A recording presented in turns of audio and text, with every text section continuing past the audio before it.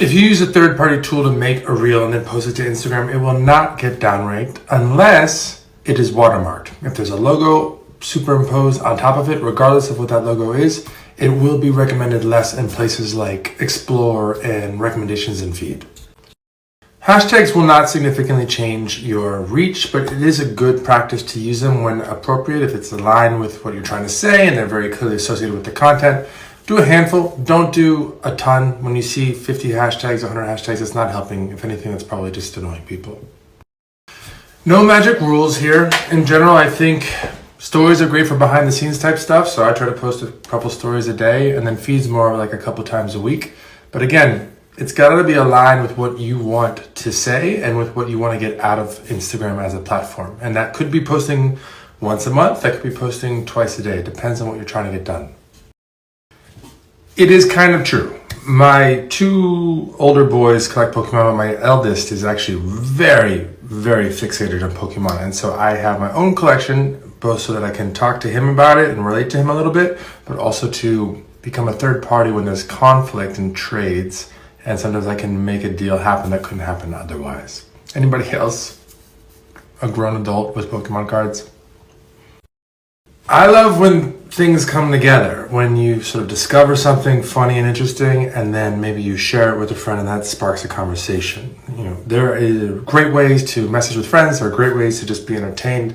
I think what we do uniquely well is at the intersection of those two ideas. No. Now, backing up a little bit, there are a number of different ways to make money on Instagram. There's branded content deals, which happen off platform, what we're trying to facilitate more through the creator marketplace. There are ways to get paid by your followers directly. Subscriptions are scaling worldwide, but also we're working and testing with tips.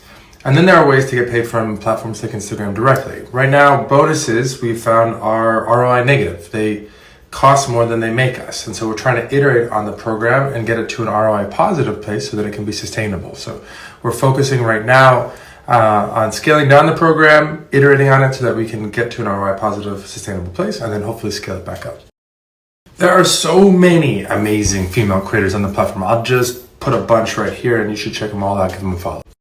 Not that I know of. Channels are still new, and so there might be a couple bugs to work out, but if you're seeing that, let me know. But I still see polls in my channels, so I will double check.